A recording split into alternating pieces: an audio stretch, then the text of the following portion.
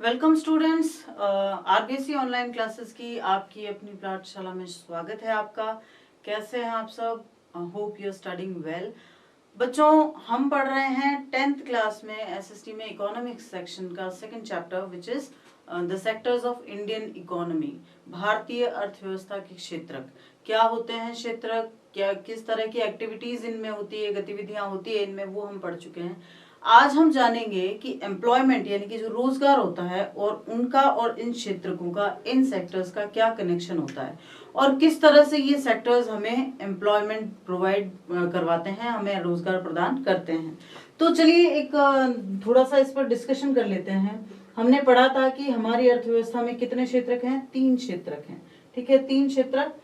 Primary जिसको agriculture and related sector भी कहा जाता है, सेकेंडरी जिसको इंडस्ट्रियल सेक्टर भी कहा जा सकता है या औद्योगिक क्षेत्र भी कहा जा सकता है, और तीसरा टर्शरी या तृतीयक जिसको सर्विस सेक्टर या सेवा क्षेत्र भी कहा जा सकता है। ठीक है, तो ये आपको अच्छे से समझ में आ गया होगा।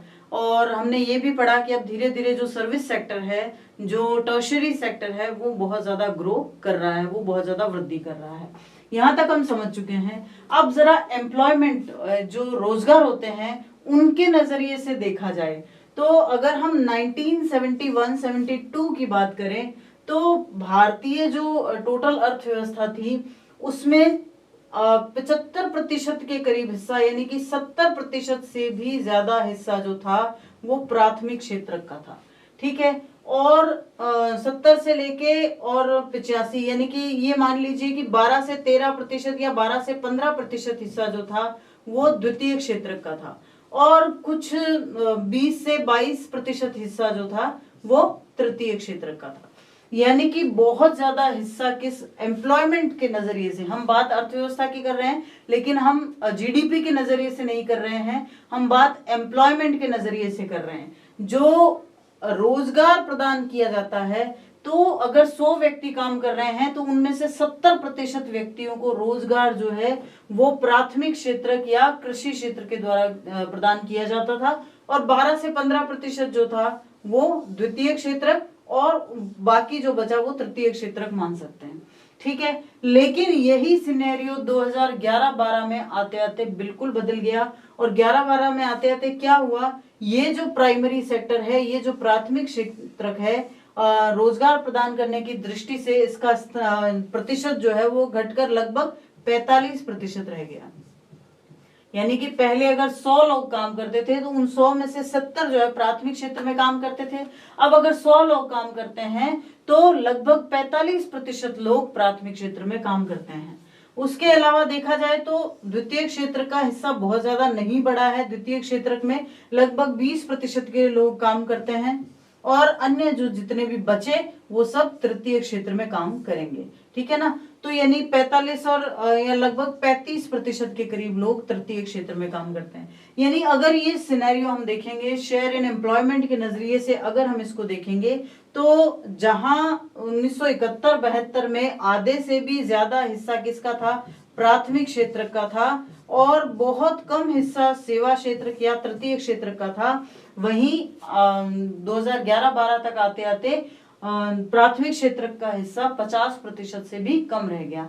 अब उसको थोड़ा सा एनहेंस करके अगर हम देखेंगे, देखो 1990 2000 की अगर बात की जा रही है, ये बहुत ही ये तो बहुत लंबा टाइमिंग है। अगर इतना नहीं लेके हम उससे भी कम 5-5 साल के अंतर की बात करें तब भी हम देख सकते हैं, जहां 1999-2000 में एग्रीकल्चर में 60% लोग काम करते थे प्राथमिक क्षेत्र में, वही 2004-5 में 58% लोग काम करते थे, और 2009-10 में ये आते आते लगभग 53% और 2011-12 में 48% हो गया। तो वहीं हमने लगभग इतना ही निकाला है, तो 48% के करीब लोग यानी कि 50% से भी कम प्राथमिक क्षेत्र में काम करते हैं।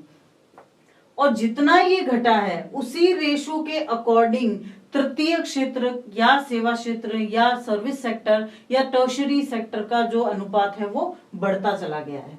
यहाँ इसको, इसी चीज को हम अगर देखना चाहें तो टोटल हम मेल और फीमेल की अगर रेशियो से देखें तो ज्यादा जो आदमी है वो किसमें काम करते हैं? वो आदमी काम करते हैं वो प्राथमिक क्षेत्र में 20% के करीब, द्वितीय क्षेत्र में 25% से ज्यादा, और तृतीय क्षेत्र में 50% का आदमी काम करते हैं। यानी इसको हम रेशो ऐसा मान सकते हैं कि 20% आदमी एग्रीकल्चर सेक्टर में काम करते हैं, 30% जो है वो द्वितीय क्षेत्र में, और 50% जो है वो तृतीय क्षेत्र में काम करते हैं। वहीं अगर फीमेल रेशियो देखा जाए तो ये थोड़ा अलग है, लगभग 20% के करीब 20% या 25% के करीब औरतें प्राथमिक क्षेत्र में काम करती हैं, लेकिन द्वितीय क्षेत्र में काम करने वाली औरतों का प्रतिशत 10% के करीब है, 10 से 12% हम इसको कह सकते हैं।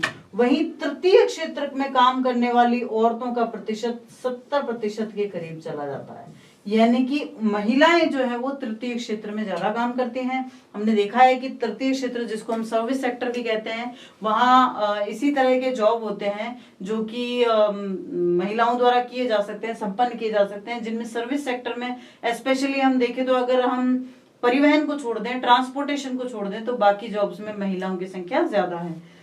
ये इसका टोटल है, जहां ये कहा जाता है कि 20% जो है वो प्राथमिक क्षेत्र और द्वितीय क्षेत्र में काम करते हैं, और सर्विस सेक्टर में 60% लोग काम करते हैं। ठीक है ना। तो यानी आज के टाइम में, आज के सिनेरियो में 60% के करीब जो एम्प्लॉयमेंट है वो सर्विस सेक्टर प्रोवाइड करवाता है, और 20% एम्प्लॉयमेंट प्रोवाइड करवाए जाते हैं सेकेंडरी और प्राइमरी सेक्टर के द्वारा। तो आई होप कि आपको इन ग्राफ से जो है एम्प्लॉयमेंट का सिनेरियो अगर सेक्टर के लिहाज से देखा जाए तो आपको समझ में आ गया है। ठीक है, चलते हैं, चलिए आगे। अब एक क्वेश्चन है छोटा सा कि कैसे ज्यादा से ज्यादा एम्प्लॉयमेंट्स को बनाया जाए, कैसे ज्यादा से ज्यादा रोजगारों का सृजन किया जाए। रोजगारों का सृजन का क्या मतलब है? देखो, जिस तरह से पॉपुलेशन बढ़ती है, जिस प्रकार जनसंख्या बढ़ती है, उसी प्रकार ही रोजगारों का सृजन भी बढ़ता है। मतलब रोजगार के लिए ज्यादा से ज्यादा आदमी चाहिए होते हैं, ज्यादा से ज्यादा लोग चाहिए होते हैं। आदमी मतलब as in not counted in male और फीमेल, आदमी लोग चाहिए होते हैं, उनको लेबर चाहिए होता है। That can be male labour और फीमेल लेबर बोथ। ठीक है। तो अर्ध ग्रामीण क्षेत्रों में उद्योगों और सेवाओं की पहचान, प्रचार और पता लगाकर लोगों को रोजगार दिया जा सकता है। हम बहुत बार पढ़ते हैं कि जिस तरह से, जिस स्पीड से हमारी जनसंख्या बढ़ रही है, वैसे वैसे बेरोजगारी भी बढ़ रही है। तो अगर हम पता लगाएं, खास करके जो सेमी रूरल एरियाज होते हैं, सेमी रूरल उनको इसलिए कहा जाता है क्योंकि वो अर्बन भी नहीं है और वो रूरल भी नहीं है, वो रूरल एरियाज हैं जो अब अर्बनाइजेशन हो रहा है, उनका नगरीकरण हो रहा है, ऐसे एरियाज हैं। तो उनका पता लगाकर वहां पर उद्योगों और सेवाओं की पहचान की जा सकती है, प्रचार किया जा सकता है और पता लगाकर लोगों को रोजगार दिया जा सकता है। प्रत्येक राज्य क्षेत्र में उस क्षेत्र के लोगों के लिए आय और रोजगार बढ़ाने की क्षमता होती है। ये क्षमता कैसे हो सकती है? ये पर्यटन में हो सकती है, शिल्प उद्योग में हो सकती है, आईटी जैसी नई सेवाओं द्वारा भी हो सकती है। योजना आयोग या नीति आयोग जिसको के रूप में अब जिसको जाना जाता है, हमारे भारत में पहले सारी प्लानिंग योजना आयोग द्वारा की जाती थी, उसे अब नीति आयोग के नाम से जाना जाता है। ये भी आप बहुत जल्द पढ़ेंगे, आपके सिविक्स में भी पढ़ेंगे और इकोनॉमिक्स में भी पढ़ेंगे। एक अध्ययन का अनुमान है कि अकेले शिक्षा क्षेत्र में, शिक्षा के ही क्षेत्र में लगभग 20 लाख नौकरियां नई पैदा की जा सकती है। मतलब 20 लाख लोगों की जरूरत है, तभी पूरा जो है प्रोवाइड एजुकेशन सिस्टम जो है अच्छे से चलाया जा सकता है। तो यानी 20 लाख नौकरियां नई पैदा की जा सकती है, किसमें? शिक्षा क्षेत्र में। Employment can be given to people by identifying, promoting and locating industries and services in semi-rural areas. Every state or region has the potential to for increasing the income and employment for people in the area. It can be done by tourism or regional craft industry or new services like IT. A study conducted by the Planning Commission, which is known as Niti Aayog right now, estimates that nearly 20 lakhs jobs can be created in the education sector alone. ठीक है ना। तो ये बहुत important है, आपको ध्यान में रखना। अब देखो आईटी सेक्टर जो है वो बिल्कुल नया ग्रो करने वाला सेक्टर है, खास करके अब जो सिनेरियो चल रहा है ऐसे में बहुत से लोग हैं या लगभग सब बच्चे ऑनलाइन जब पढ़ाई कर रहे हैं तो उनको मोबाइल की जरूरत होती है, कंप्यूटर्स की या फिर लैपटॉप्स की जरूरत होती है। जब कोरोना के टाइम में बहुत सारे प्रतिबंध लग गए थे, लॉकडाउन्स लग गए थे, उस समय बहुत से लोगों ने अपना काम जो है ऑनलाइन शुरू किया। तो ऐसे में अब आईटी सेक्टर में अपार संभावनाएं बन गई है, बहुत संभावनाएं बन गई हैं, प्रोग्रामिंग फील्ड में भी, एप्लीकेशंस के फील्ड में भी या फिर कम्युनिकेशन फील्ड में भी। तो ऐसे में नई नई फील्ड्स को पहचाना जा सकता है, उनमें नए नए जॉब्स कैसे बनाए जा सकते हैं ये सोचा जा सकता है। हालांकि एक व्यक्ति ये नहीं कर सकता, लेकिन पूरे गवर्नमेंट के जो सिस्टम्स हैं वो सिस्टम मिलके तो इस चीज को कंसिडर कर ही सकते हैं। तो ये देखा जा सकता है कि किस प्रकार से नए जॉब्स को क्रिएट किया जा सकता है और ज्यादा से ज्यादा लोगों को एम्प्लॉयमेंट जो है प्रोवाइड किया जा सकता है। ठीक है, तो आप इसका स्क्रीनशॉट लीजिए, फिर आगे चलते हैं। अब बात करते हैं वो सिस्टम या उस ढांचे की जिसने बहुत से ग्रामीण लोगों को रोजगार प्रदान कर रखा है हमारे देश में, जिसको हम कहते हैं एमजी नरेगा, या इसको मनरेगा भी कहा जाता है, नरेगा भी कहा जाता है कहीं कहीं। इसकी फुल फॉर्म क्या होती है? इसकी फुल फॉर्म होती है Mahatma Gandhi national rural employment guarantee act. ये योजना नहीं है, ये एक अधिनियम है, महात्मा गांधी राष्ट्रीय ग्रामीण रोजगार गारंटी अधिनियम। तो लगभग इसके नाम से आपको पता चल जाएगा कि क्या है, ठीक है ना। महात्मा गांधी ग्रामीण रोजगार गारंटी अधिनियम, आपको ये याद रखना है, ग्रामीण रोजगार गारंटी अधिनियम। ग्रामीण यानी जो गांव से जुड़े लोग हैं, रोजगार गारंटी यानी उनको शर्तिया तौर पर उनको एम्प्लॉयमेंट दिया ही जाएगा, अधिनियम यानी कानून है, ठीक है ना। तो ऐसा कानून बनाया गया है जिससे कि गांव के जो लोग हैं, जो खास करके बेरोजगार हैं, उनको गारंटी शुदा एम्प्लॉयमेंट प्रोवाइड करवाया जाएगा, उनकी इनकम होगी उससे। भारत में केंद्र सरकार ने भारत के लगभग 625 जिलों में काम के अधिकार को लागू करते हुए, काम का अधिकार यानी हर व्यक्ति जो सक्षम है उसे ये अधिकार है कि वो अपनी क्षमता के अनुसार रोजगार ले और उससे पैसे कमाए। ये अधिकार है, ये भारत का संविधान ये कानून के द्वारा हमें अधिकार प्रदान करता है। तो इस काम के अधिकार को लागू करते हुए एक कानून बनाया जिसे महात्मा गांधी राष्ट्रीय ग्रामीण रोजगार गारंटी अधिनियम या मनरेगा 2005 कहा जाता है। इसके तहत वे सभी, अब ये आपको डेफिनेशन के तौर पर याद रखना है कि वे सभी जो सक्षम हैं और जरूरतमंद हैं, सरकार द्वारा ग्रामीण क्षेत्रों में काम के लिए 1 वर्ष में 100 दिनों के रोजगार की गारंटी दी जाती है। यानी कि जो 365 दिन होते हैं, देखो भारत में क्या है, मुख्य कार्य आज भी एग्रीकल्चर है, कृषि है, और most of the agriculture is based on monsoon. ज्यादा से ज्यादा जो खेती है वो मानसून पे निर्भर है। तो ऐसे में जब मानसून के 4 महीने निकल जाते हैं और बुआई हो जाती है, फसलों की कटाई हो जाती है, तो बाकी के 8 महीने कोई क्या करे।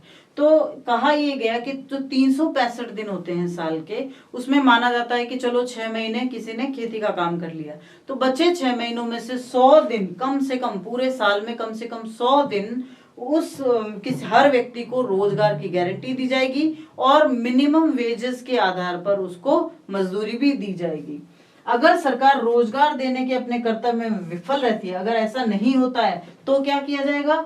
तो जिन लोगों के नरेगा कार्ड बने हुए हैं उन लोगों को बेरोजगारी भत्ता दिया जाएगा, उन लोगों को इसकी भरपाई की जाएगी बेरोजगारी भत्ता देकर, ठीक है ना। तो ये आपको एग्जैक्टली याद रखने हैं, क्योंकि ये कई बार पूछा जाता है या पूछ लिया जाएगा कि मनरेगा पर टिप्पणी लिखिए या संक्षिप्त में इसका वर्णन कीजिए या मनरेगा के बारे में आप क्या जानते हैं, इस तरह से क्वेश्चन बन सकता है। तो आपको ये ध्यान में रखना है कि ये है क्या, कैसे लागू होता है, और अगर ये नहीं हुआ तो क्या होगा, ठीक है ना।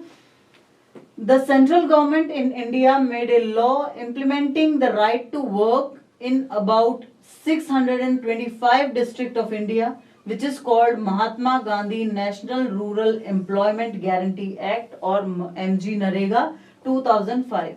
Under MG Narega 2005, all those who are able to and are in need of work in rural areas are guaranteed 100 days of employment in a year by the government. If the government fails in its duty to provide employment, it will give unemployment allowances to the people. अब इसमें भी कहा गया है कि 100 दिन तो केंद्र सरकार देगी, 50 दिन उस राज्य की राज्य सरकार देगी। मतलब 100 दिन तो केंद्र सरकार देगी, 50 दिन राज्य सरकार देगी। और राजस्थान जैसे राज्य जहां पर बहुत ज्यादा ट्राइबल कम्युनिटी भी है, वहां पर तो राजस्थान सरकार ने ये घोषणा भी की है कि कुछ जो स्पेसिफिक ट्राइबल्स हैं, जैसे कथौड़ी है, सहरिया है, इन जनजातियों को, इन ट्राइबल्स के लोगों को अगर प्रूफ दे दिया जाता है कि भाई हम इस ट्राइबल से कनेक्टेड हैं, तो उन आदिवासियों को 200 दिन का रोजगार दिया जाएगा। यानी साल में 200 दिन राजस्थान सरकार इसके लिए प्रोवाइड करवाएगी। तो ये आपको ध्यान रखना है कि एमजी नरेगा है क्या, उसमें काम कैसे किया जाता है और किस तरह से इसको रोजगार प्रोवाइड करवाते हैं। अब देखते हैं कि ये जो मनरेगा की स्थापना की गई थी, इसके स्थापना के उद्देश्य क्या है, क्यों इसकी स्थापना की गई। तो इसकी स्थापना, सबसे पहला काम तो आपको पता चल ही गया होगा कि रोजगार के सृजन के लिए इसकी स्थापना की गई। सबसे पहला कार्य ही यही है, रोजगार का सृजन। यानी कि जो भी बेरोजगार हैं, यानी कि जो काम करने के इच्छुक हैं और काम करने में सक्षम है, दोनों ही चीजें, तो जो काम करने के इच्छुक है और काम करने में सक्षम है, उनको रोजगार प्रोवाइड करवाने के लिए इस मनरेगा या एमजी नरेगा की स्थापना की गई। दूसरा, एसेट क्रिएशन। एसेट क्रिएशन का मतलब होता है अधिकाधिक पूंजी निर्माण। अधिकाधिक पूंजी निर्माण। अब पूंजी निर्माण कैसे किया जाएगा। देखो, आप इकोनॉमिक्स पढ़ रहे हो तो हम हर चीज की बात उसी प्रोस्पेक्टस से करेंगे।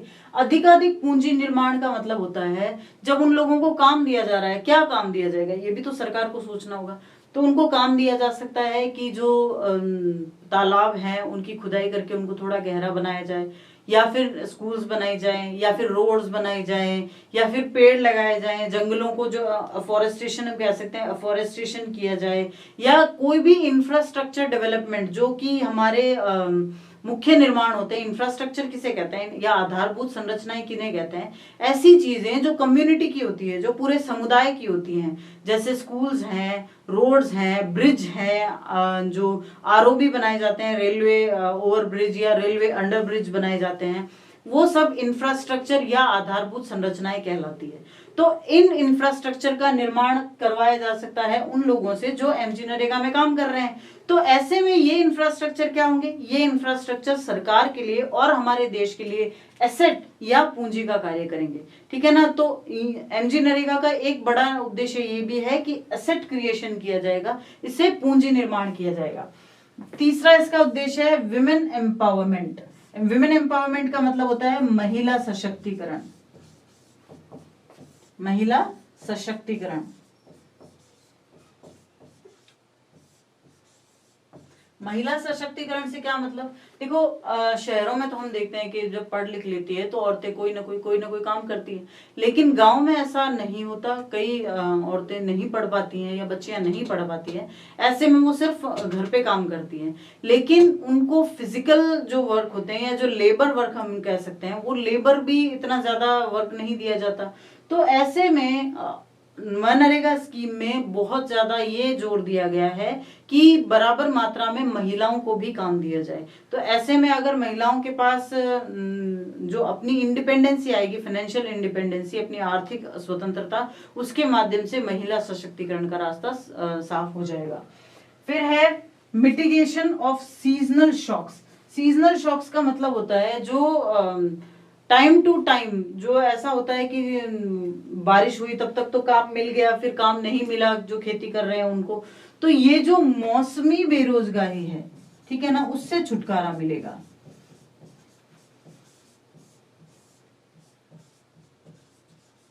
मौसमी बेरोजगारी से छुटकारा।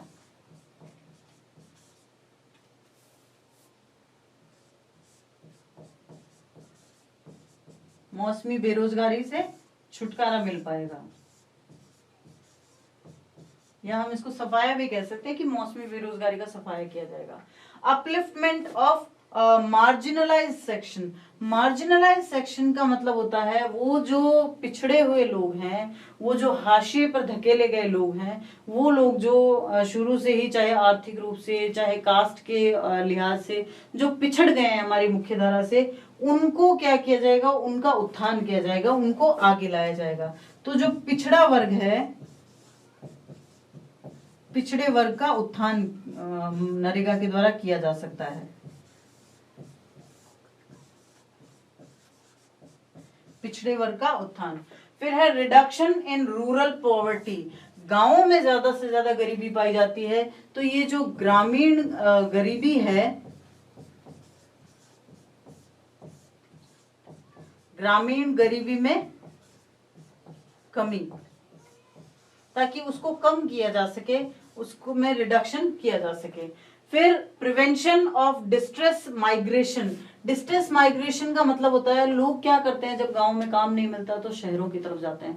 शहरों की जनसंख्या बढ़ रही है, वहां बेतहाशा लोग बढ़ रहे हैं। ऐसे में जो शहर होते हैं वो बहुत ज्यादा कंजस्टेड हो जाते हैं, बहुत दिक्कतें होती है, और खासकर गांव में जब जरूरत होती है तो लोग होते नहीं है। तो ये जो प्रवास है शहरों की तरफ,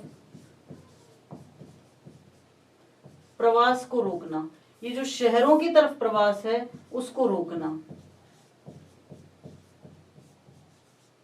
शहरों की ओर प्रवास को रोकना।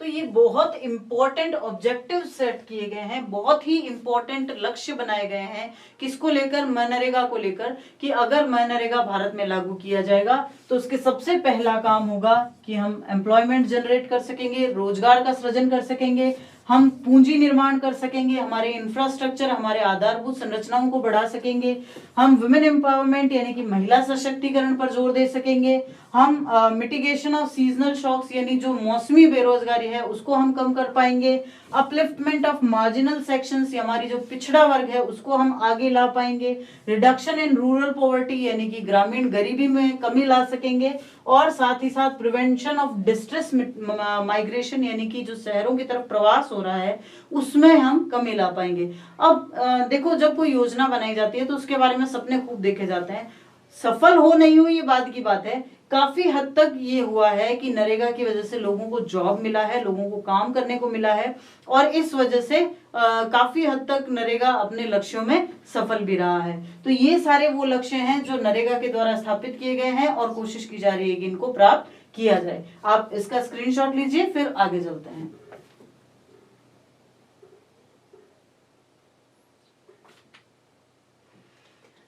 अब हम पढ़ेंगे कि हमने जो एक पिछले चैप्टर में एक बहुत ही बढ़िया कॉन्सेप्ट पढ़ा था, कॉन्सेप्ट का नाम था सस्टेनेबल डेवलपमेंट, सतत या धारणीय विकास। नरेगा की वजह से हम सतत विकास कैसे प्राप्त कर सकते हैं, एक बार आपको रिमाइंड करवा दूं कि सतत या धारणीय विकास किसे कहते हैं। सतत या धारणीय विकास की एक बहुत ही प्यारी सी सिंपल सी परिभाषा थी जो आपने याद की थी, कि वर्तमान पीढ़ी की सभी आवश्यकताओं को ढंग से या उपयोग के द्वारा पूरा किया जाना, और इस तरह से पूरा करना कि भविष्य की जो पीढ़ी है उसकी किसी भी प्रकार की जरूरतों को जो है कम ना करना पड़े, यानी कि उसके संसाधनों में कोई कटौती ना करना पड़े। यानी हम जो विकास करें वो विकास ऐसा हो कि उसका गलत प्रभाव हमारी भविष्य की पीढ़ी पर ना पड़े। ऐसे विकास को क्या कहा जाता है? ऐसे विकास को सतत या धारणीय विकास कहा जाता है। ठीक है ना? तो सतत या धारणीय विकास के लक्ष्य को प्राप्त करने में मनरेगा का क्या योगदान हो सकता है? मनरेगा's contribution to sustainable development goals क्या हो सकता है? इसको SDGs भी कहा जाता है, ठीक है ना? SDGs कहा जाता है। तो कई बार जो इंग्लिश मीडियम के बच्चे हैं ना, उनको कंफ्यूजन हो जाएगा, क्योंकि वो पूछा ऐसे ही जा सकता है कि SDGs में मनरेगा का कंट्रीब्यूशन क्या है। तो SDG से आप कंफ्यूज नहीं होंगे। SDG stand for sustainable development goals, sustainable development goals, SDG full form sustainable development goals. तो इसका सबसे पहला सस्टेनेबल डेवलपमेंट के अंदर इसका सबसे पहला कंट्रीब्यूशन क्या होगा? नो पॉवर्टी, गरीबी उन्मूलन। उन्मूलन का मतलब जड़ से खत्म कर देना। गरीबी उन्मूलन, उन्मूलन यानी किसी चीज को जड़ से खत्म कर देना, ठीक है ना। नो पॉवर्टी, सबसे पहला इसका लक्ष्य ये रहेगा।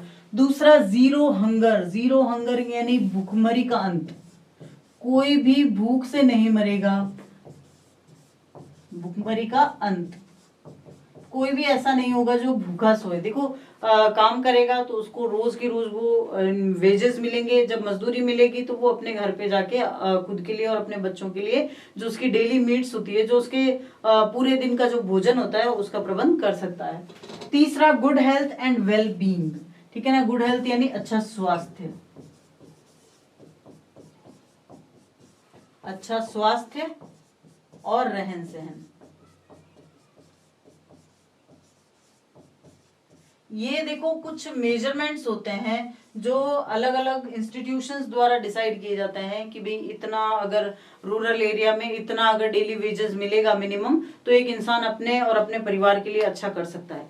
तो उसके लिहाज से अगर देखा जाए तो जो वेजेस, जो मजदूरी मनरेगा में दी जाती है, उसके अकॉर्डिंग अगर सबको साथ साथ रोजगार मिलता रहा तो देश में अच्छे स्वास्थ्य और रहन सहन का जो हमारा लक्ष्य है वो हम प्राप्त कर पाएंगे। फिर है क्वालिटी एजुकेशन।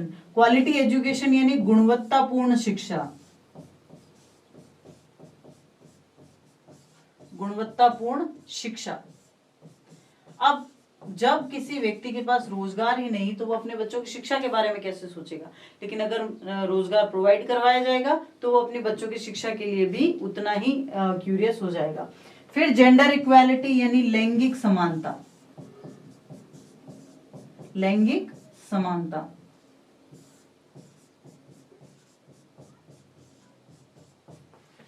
नेक्स्ट है decent work and economic growth, यानी वास्तव में काम किया जाए और उस काम से क्या होगा, उस काम से हमारे देश की आर्थिक प्रगति होगी, आर्थिक उन्नति होगी, या हम इसको आर्थिक वृद्धि भी कह सकते हैं, ठीक है। नेक्स्ट है इंडस्ट्री इनोवेशन एंड इंफ्रास्ट्रक्चर। तो हम बात अभी इंफ्रास्ट्रक्चर की कर ही रहे थे। इंडस्ट्री इनोवेशन एंड इंफ्रास्ट्रक्चर यानी कि उद्योग, नवाचार और आधारभूत संरचनाएं।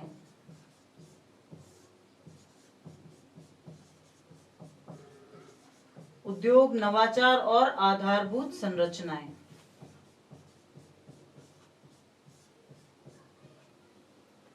फिर है रिड्यूस्ड इनइक्वालिटीज। इनइक्वालिटीज यानी कि जो असमानताएं होंगी वो कम की जा सकेंगी।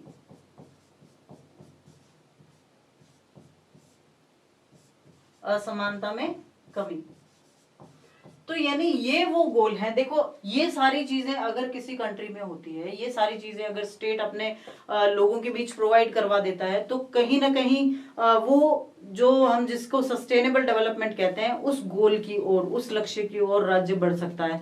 तो यानी ये सारी चीजें कब हो सकती है, इस सारी चीजों के लिए ही मनरेगा को स्थापित किया गया है। सबसे पहला कि पॉवर्टी नहीं हो, यानी गरीबी नहीं हो, भूखमरी नहीं हो, लोग कोई भूखे नहीं सोए, उनको इस तरह से मजदूरी दी जाए, उनको अच्छा स्वास्थ्य प्रदान किया जाए और ताकि उनका रहन सहन अच्छा हो सके, गुणवत्तापूर्ण शिक्षा उनके बच्चों को प्रदान की जाए, जेंडर में जो इक्वालिटी है, जो लैंगिक समानता है उसको स्थापित किया जाए। कैसे स्थापित किया जाए, बराबर मात्रा में महिलाओं को भी रोजगार दिया जाता है और पुरुषों को भी दिया जाता है। तो ऐसे में महिलाओं का इकोनॉमिकली जो है डिपेंडेंट होना किसी पे जरूरी नहीं होता, वो इंडिपेंडेंट रह सकती हैं। उसके अलावा इकोनॉमिक ग्रोथ होगी, आर्थिक अगर वृद्धि होगी किसी देश की तो अपने आप वहां के नागरिकों में भी इकोनॉमिक ग्रोथ होगी।